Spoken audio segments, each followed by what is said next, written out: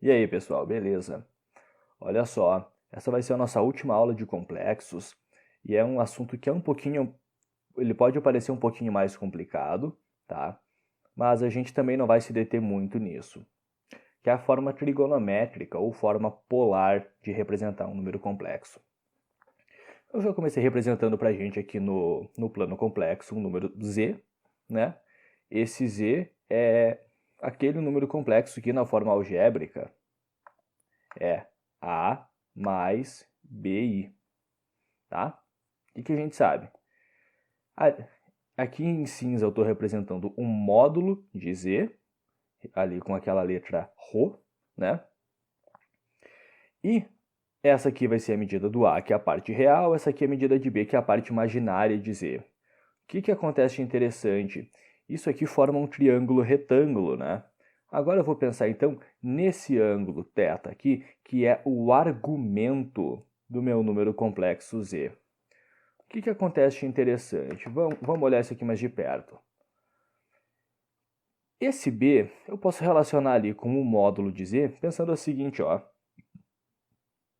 B é cateto oposto a θ e o módulo é a hipotenusa nesse triângulo. O que relaciona cateto oposto e hipotenusa mesmo? É o seno, né? Então, eu posso dizer que seno θ vai ser o cateto oposto sobre hipotenusa, então B dividido por Rho. Eu pego isso daqui dividindo e passo multiplicando. Conclusão, B é igual a Rho vezes seno θ, né, que é o módulo do complexo multiplicado por seno θ. Isso é muito parecido com decomposição vetorial. É a mesma lógica, na verdade, da decomposição vetorial que tu faz em física. Vamos pensar agora naquele azinho. Ele é cateto adjacente, o módulo aqui é a hipotenusa, então a gente relaciona com cosseno. Cosseno θ, cateto adjacente pela hipotenusa. Se eu pego esse módulo que está dividindo e passo multiplicando, fico com A igual a Rho vezes cosseno θ. Onde é que eu quero chegar com isso? Esse nosso número complexo Z, a forma algébrica dele é A mais B vezes I, né? Eu acabei de ver que esse A é igual a Rho cosseno θ. Então, vou escrever aqui, ó, Rho vezes cosseno θ. Mais B vezes I. Quem que é o B? Rho vezes seno θ. Então, eu teria Rho vezes seno θ vezes I. Porque é o B vezes I, né? O que eu tenho aqui? Eu tenho Rho, eu tenho o módulo de Z como um fator comum. Então, eu posso escrever assim, ó. Posso colocar isso em evidência. Então, é o módulo de Z ali. Vai restar o quê? Cosseno θ. E aqui eu só vou inverter a ordem, em vez de escrever o I depois, eu vou escrever I antes, para não confundir com aquele argumento, mais I vezes seno θ. Essa é a forma trigonométrica ou polar de escrever o número complexo. Tá? É o módulo do número complexo multiplicando. Esse θ é o argumento dele, cosseno θ mais I seno θ. Então, essa é outra forma da gente escrever um número complexo. A forma algébrica a gente fala em função da parte real e parte imaginária. Então, quando a gente pensa no plano, é o deslocamento horizontal e o deslocamento vertical. Essa forma aqui, a forma polar, ela é em função da distância da origem e o ângulo que forma com o eixo x, com o eixo horizontal, no caso. Então, é o ângulo e a distância a partir da origem. Então, o que a gente precisa para escrever nessa forma um número complexo? O argumento e o módulo. Vou fazer uns exemplos para isso ficar mais claro. Então, primeiro, passe Z2 igual a raiz 3 menos I para a forma trigonométrica. A gente vai começar pelo Z2, mas não tem problema, né? Vou começar localizando isso no nosso plano complexo. Então, aqui eu tenho o eixo real, aqui eu tenho o eixo imaginário. Raiz 3 eu vou dizer que é mais ou menos aqui. Ou melhor, eu vou dizer que raiz 3 é mais ou menos aqui, né? E menos i, eu vou dizer que é aqui, ó. Então, esse aqui é o afixo do nosso Z2. Tá? Então, eu vou começar calculando aí o módulo de Z2. Essa medida aqui. Então, vem cá, ó. Primeiro, o módulo de Z2, que eu posso escrever assim, também posso escrever usando aquela letra grega, parece um pezinho, raiz quadrada de parte real ao quadrado, então raiz quadrada 3 ao quadrado, e parte imaginária ao quadrado, menos 1 ao quadrado, tá? Bom, aqui tu vai concordar comigo que isso aqui corta, fica 3, isso aqui vai ficar 1, né? Fica a raiz quadrada de 4, que é 2. Então, essa medida aqui é 2. Agora, se eu já tenho o módulo, só me falta o argumento desse número complexo. Que aqui vai ser essa medida aqui, ó. Eu vou pensar aqui num arco positivo. Então, vai ser tudo isso aqui, né? Toda essa abertura para chegar até o quarto quadrante. Qual vai ser esse θ aqui? Bom, vamos começar pensando assim, ó. Seno θ, a gente viu que era. A gente viu na aula passada, né? Que era a parte imaginária sobre o módulo θ. A parte imaginária aqui é menos 1 e o módulo é 2. Então, a gente já sabe que para o seno ser 1/2 seria o 30 no primeiro quadrante, né? A gente sabe que o seno do 30 graus é igual a 1/2. Só que esse aqui está no quarto quadrante. E no quarto quadrante, o que eu teria que fazer? Eu faço 360 menos 30 é 330, tá? Então, sabendo que ele tem que ser o correspondente do 30 graus, eu já concluí que aquele nosso θ tem que ser o 330 graus. Claro, eu posso pegar e dizer, o seno vai ser menos 1/2, e o cosseno, eu podia fazer o cálculo aqui para o cosseno também, tá? Fazer aqui, ó. Cosseno θ. Cosseno é a parte real sobre o módulo, e a parte real aí é a raiz 3, né? Raiz 3 sobre 2. Aí aqui eu poderia concluir, claro, que esse θ teria que ser o 330 graus, que vai ser o ângulo que tem seno menos 1/2 e cosseno raiz 3 sobre 2. Mas a partir de um deles, eu sabendo o quadrante, a gente já sabe qual que vai ser. É mais fácil eu pensar em redução ao primeiro quadrante, tá? Então, eu tenho aqui o módulo e eu tenho aqui o θ. Então, esse Z2 aí, eu posso escrever assim, ó. Ó, esse Z2, que é raiz 3 menos i, eu posso escrever ele como? Lembra, é o módulo do número, então é 2 vezes cosseno θ. Então, cosseno 330 graus, mais i vezes seno θ. I vezes seno 330 graus.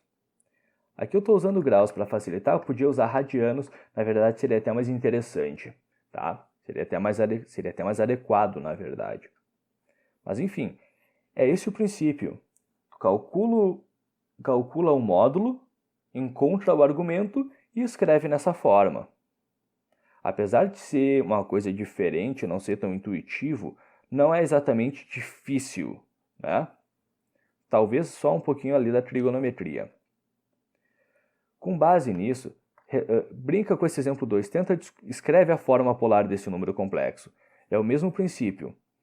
Calcula o módulo, calcula o argumento e escreve na forma. Se tiver dúvida, volta no vídeo e olha aquela outra parte de novo.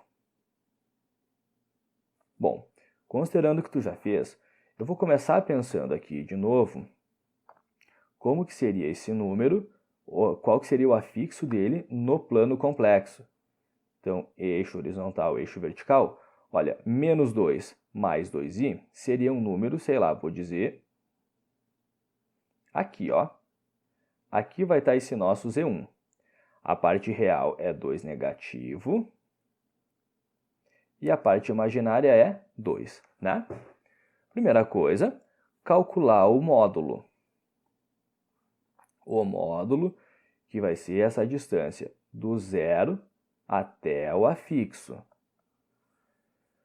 Não tem crise, né? Módulo do Z1, ou o ρ, vai ser a raiz quadrada de parte real ao quadrado, parte imaginária ao quadrado. 4 e 4 vai ser a raiz quadrada a 8. E o 8 a gente decompõe, né? Então, o módulo aí vai ser 2 raiz quadrada a 2. Até aí, tu já está enjoado de ver esse tipo de decomposição, certo? Agora vamos pensar o seguinte. Esse aqui eu vou fazer só do jeito fácil, tá? Não vou tá complicando como o outro. Eu vou pensar a tangente do argumento, porque eu acho até a tangente mais fácil. A tangente é a parte imaginária dividida pela parte real. A parte imaginária ali é 2, a parte real é menos 2, isso aí seria menos 1.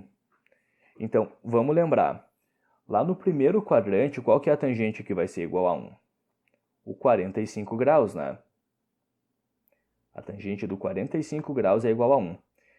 Como esse número está no segundo quadrante, eu vou ter que projetar o 45 graus para o segundo quadrante. E a gente faz 180 graus menos 45, toda a trigonometria volta aqui. Tá?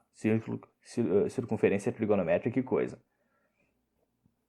No segundo quadrante, então, esse nosso θ vai ser o 135 graus. Então, já temos aí o nosso campeão. Ó, esse nosso Z1, que na forma algébrica é menos 2 mais 2i, na forma polar ou forma trigonométrica, lembra, é o módulo de Z1, 2 raiz 2, vezes cosseno θ.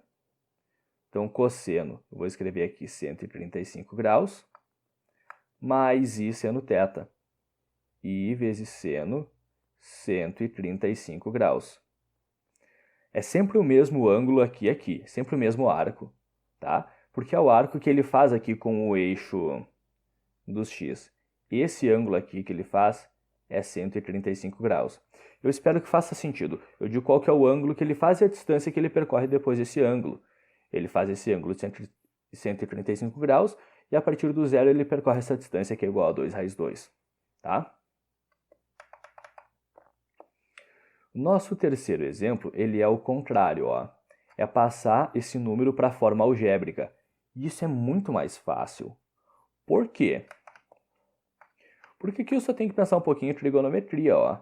Z3, 6 vezes cosseno bissextos mais i seno bissextos. Tu já sabe o módulo dele, o módulo de Z3 é 6, e tu sabe o argumento que é o bissextos, né? Mas o que eu vou fazer? Eu vou calcular o cosseno em bissextos. Vem cá, lembra que o π radiano é 180 graus, né? Então, o π sexto seria 180 dividido por 3, que é 30 graus.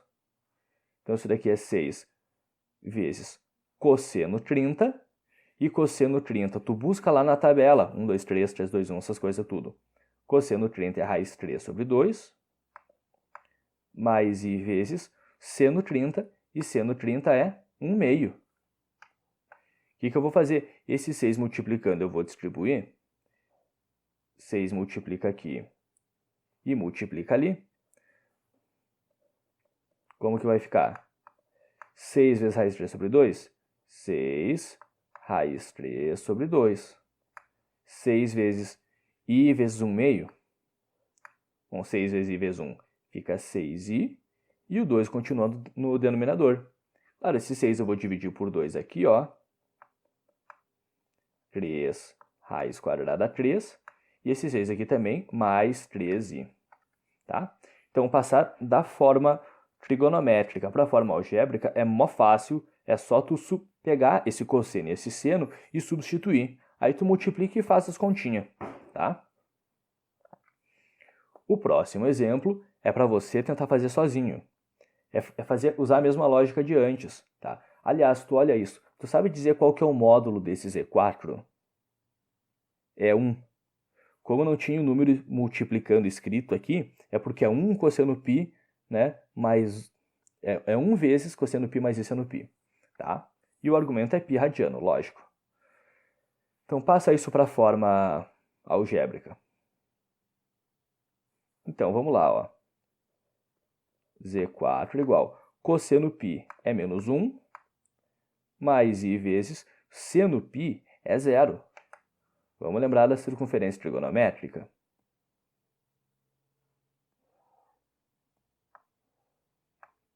Eixo seno, eixo cosseno, né? Seno subiu, cosseno caiu. O π radiano é esse arco de meia volta que tem extremidade aqui, né? O seno dele, que a gente olha no eixo vertical, é 0, não está nem para cima nem para baixo, sobre o eixo é 0, e o cosseno está no extremo aqui no eixo x, que é menos 1. Então, e claro, i vezes 0 é 0, né? Então, Z4 é igual a menos 1. Esse número complexo aqui, na forma algébrica, é menos 1, tá? Bom, qual a vantagem da gente trabalhar com a forma trigonométrica, se é que existe alguma? As operações na forma trigonométrica ou forma polar são mais simples de serem feitas. Tá? Isso tem no teu livro lá a partir da página 9. Então, vou fazer o seguinte. Vou considerar dois números complexos na forma trigonométrica. Estou chamando aqui de Z1 e Z2. Então, Z1 é tudo que eu colocar com índice 1, né? Rho1, que é o módulo dele, cosseno θ1, mais i seno θ1, porque θ1 é o argumento de Z1. E a mesma coisa para o Z2, tá? Bom, a multiplicação, olha só. Se eu fizer Z1 vezes Z2, isso aqui vai dar um número complexo Z3, tá? E Z3, então, eu vou dizer que é um número que tem a forma Rho3, que é o módulo de Z3, né? Vezes cosseno θ3 mais i seno θ3. Bom, até aí não defini nada de novo, né? Estou dizendo que a multiplicação de Z1 por Z2 vai dar um outro número complexo que eu posso escrever nessa forma. O que vai ter de interessante aqui? O módulo de Z3 vai ser os dois módulos multiplicados. Módulo 1 vezes módulo 2. E aqui, ó, o θ, tá? O argumento é a soma dos outros argumentos. Então, quando eu estou multiplicando dois números complexos, eu vou multiplicar na forma polar, é claro. Eu vou multiplicar os módulos e somar os argumentos. E a gente, inclusive, pode escrever isso de modo simplificado assim, ó. Evitando escrever essa forma Z1 com Z3, né? A gente muitas vezes só escreve assim, ó. Z1 vezes Z2 igual módulo 1 vezes módulo 2 vezes cosseno de θ1 mais θ2 mais i seno θ1 mais θ2. Eu quis escrever isso desse jeito para que tu enxergasse que isso aqui é um outro número complexo que esse aqui, e que esse aqui é o módulo desse número e que isso aqui vai ser o argumento, né? Mas, enfim, eu acho essa uma forma, inclusive, simplificada, mas eu quero que você mantenha isso em mente, tá? Bom, se na multiplicação eu multiplico os módulos e somo os argumentos, o que será que vai acontecer na divisão? De modo bem simplificado, vou evitar aquela anotação mais carregada. Olha só, quando eu fizer Z1 dividido por Z2, o que vai acontecer com os módulos? Eu vou dividir, então vai ser o módulo 1 dividido pelo módulo 2, esse vai ser o módulo da resposta, e o argumento da resposta, então, vai ser o argumento 1 menos o argumento 2. Então, θ1 menos θ2, mais I seno θ1 menos θ2. Tá? Então, se na multiplicação tu multiplica... Isso aqui parece um menos, né? Tu multiplica os módulos e soma os argumentos, na divisão tu faz o contrário, né? Tu divide os módulos e subtrai os argumentos, tá? Se eu falar agora de potenciação. Bom, potenciação, eu vou falar aí potenciação com expoente inteiro, né? Porque levar um meio já não é potenciação, né?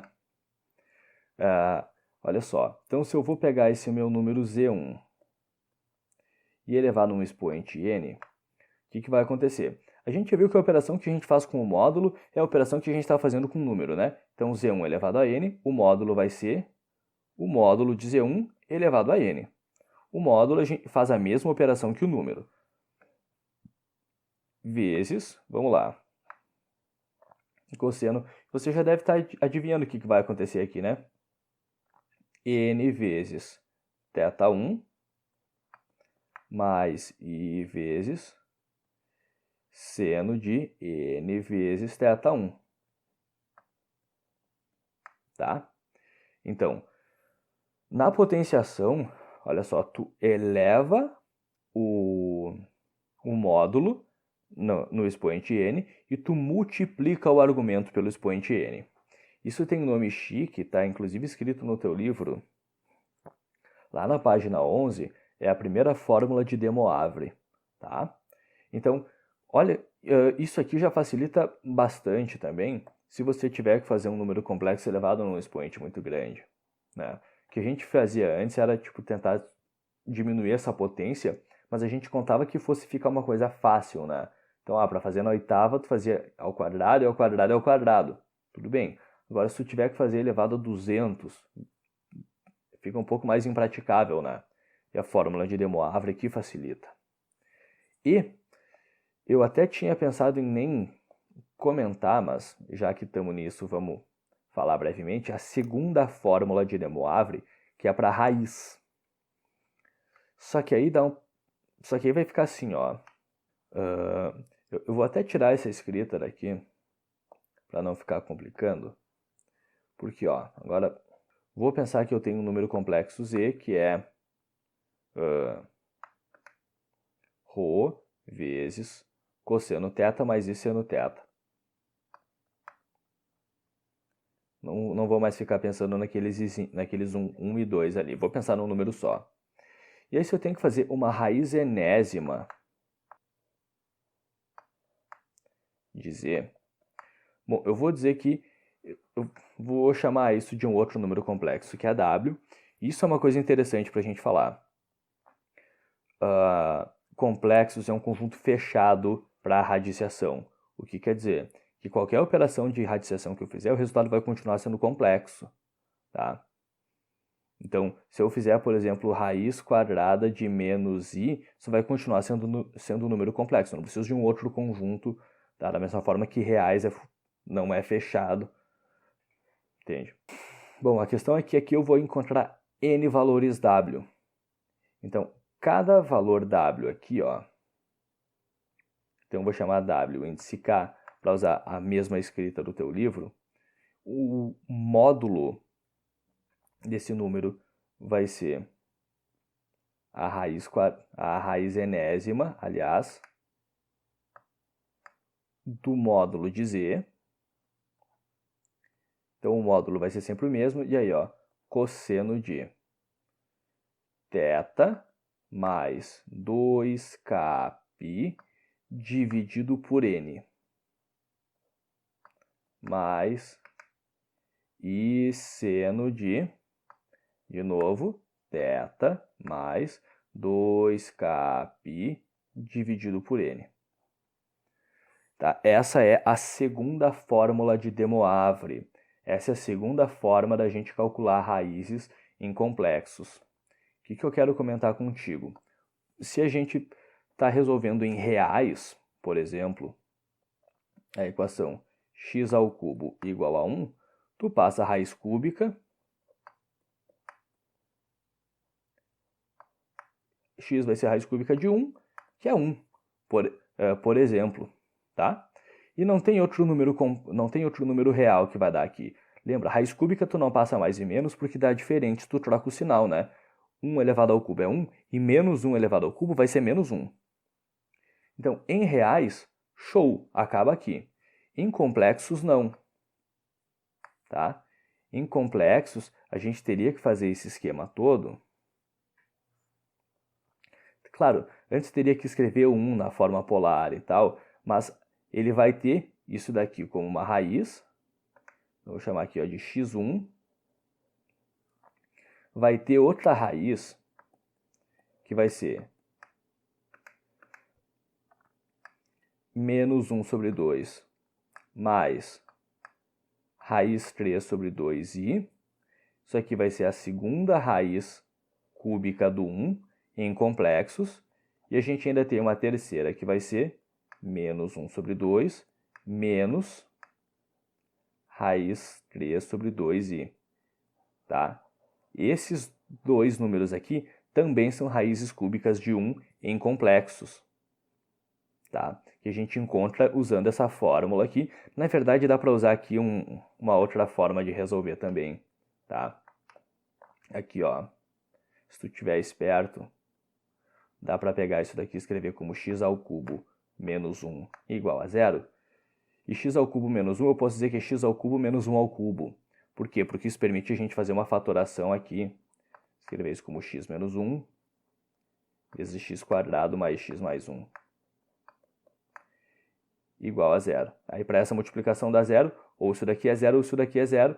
Aqui tu tira a raiz real e aqui tu tira as duas raízes imaginárias. Mas enfim, como eu comentei com vocês, é um pouco de preciosismo de minha parte. Isso, em geral, a gente consegue se virar bem com os complexos sem a forma trigonométrica.